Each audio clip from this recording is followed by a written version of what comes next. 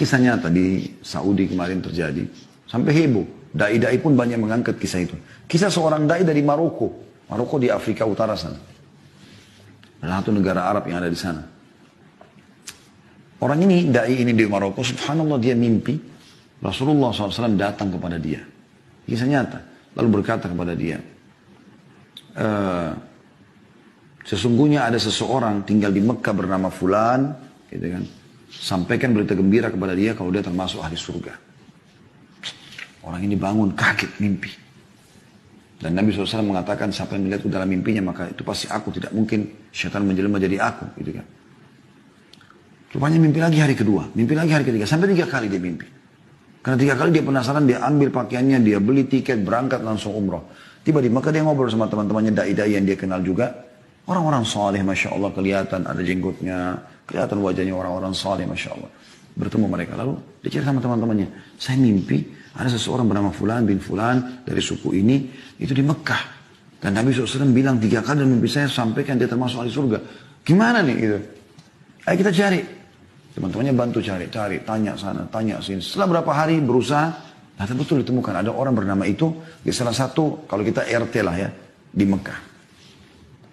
Datanglah mereka ke sana, lalu kemudian menanyakan kepada Pak RT-nya kalau kita ya, Umdah gitu kan. Nanya, gimana nih? Ada nggak sih orang bernama Fulan? Mereka, RT-nya sendiri, RT atau RW itu kaget pada saat itu. Kenapa kalian cari? Kalian ini kelihatannya orang-orang soleh, kelihatan wajahnya, penampilannya orang-orang soleh. Ngapain cari orang ini? Ternyata orang ini buruk sekali di tengah-tengah masyarakat itu. Tapi Nabi SAW bilang dia termasuk ahli surga. Luar biasa. Gitu. Maka kata orang yang dari Maroko ini, emang kenapa? Dia bilang kalian tidak layak bertemu sama orang ini ahli maksiat. Kalau ada orang yang paling buruk di tempat kami ini, dia orang paling buruk ini. Enggak sholat, enggak segala macam. Kata orang dari Maroko, tapi saya mau ketemu. Di mana rumahnya? Tunjuk rumahnya. Pergilah ke sana, Rika cerita. Begitu tiba di sana, kemudian ya, ketuk-ketuk itu dibuka sama orang ini. Keluarlah orang yang penampilannya, dari penampilan saya subhanallah kelihatan kayak orang buruk gitu ya. Ada orang subhanallah karena maksiatnya walaupun tampan jadi jelek kelihatan. Ada orang subhanallah karena kesolehannya walaupun biasa tapi Allah berikan kelebihan. Seperti itu. Orang nyaman interaksi sama dia. Dia kaget ada orang-orang cari dia. Ada apa nih? Dia bilang kenapa kalian cari saya? Kata orang dari Maroko, apakah kau Fulan bin Fulan dari suku ini? Dia bilang iya. Dia bilang saya mau menyampaikan berita dari Rasulullah SAW. Kaget orang itu. Rasulullah SAW? Berita apa? Dia bilang saya si Fulan dari Maroko. Saya mimpi 3 hari berturut-turut. Rasulullah SAW menyuruh saya menyampaikan kepada kamu.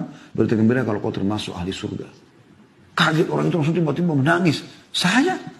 Kata dia, kata orang Maroko itu, iya. Demi Allah saya nggak bohong sama kamu. Saya datang dari Maroko jauh-jauh umroh ini hanya untuk bertemu dengan kamu menyampaikan itu. Dia bilang demi Allah, akhi, orang itu bilang, tidak ada orang lebih buruk daripada saya di sini. Bagaimana bisa saya dapat jaminan itu? Kata orang Maroko itu saya nggak pusing dengan itu. Cuma saya datang khusus untuk menyampaikan itu dan saya mau tahu amalan apa yang kau lakukan ini. Sampai 3 hari betul-betul saya mimpi Rasulullah suruh sampaikan sallallahu alaihi wasallam berarti mereka termasuk ahli surga. Dia bilang, saya tidak ada. Kata orang Maroko, coba ingat. Hanya sampai dia ingat. Dia mengatakan, yang saya teringat sekarang, tetangga saya ini, tunjuk rumah sebelahnya. Tetangga saya ini adalah seorang janda yang punya 3 anak. Hidupnya susah. Waktu suaminya meninggal, nggak ada yang menaungi mereka. Maka semenjak itu, dan sampai hari ini demi Allah, saya sudah bertekad untuk memberikan setengah gaji saya. Jadi setiap terima gaji, saya kasih ke mereka setengah, kepada saya setengah. Tidak ada yang tahu kecuali saya. Sama Allah subhanahu wa ta'ala.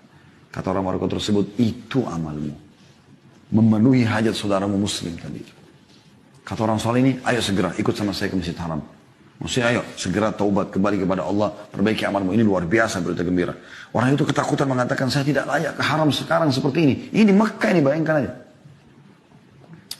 Lalu kata orang Maroko, baik, siapkan dirimu. Dia bilang dia siap-siap, dia mandi, dia bersih, dia pakai baju terbaik, lalu dia ikut ke masjid. Kata orang Maroko ini begitu masuk masjid, nangis orang ini. Seperti orang yang masuk ke sebuah alam yang penuh dengan kedamaian, kebahagiaan luar biasa. Dia bilang begitu masuk masjid, mulai sholat, kata orang Maroko ini, nangis terus orang itu. Karena nangisnya, karena terusnya dia nangis, kami pun sampai nangis gitu.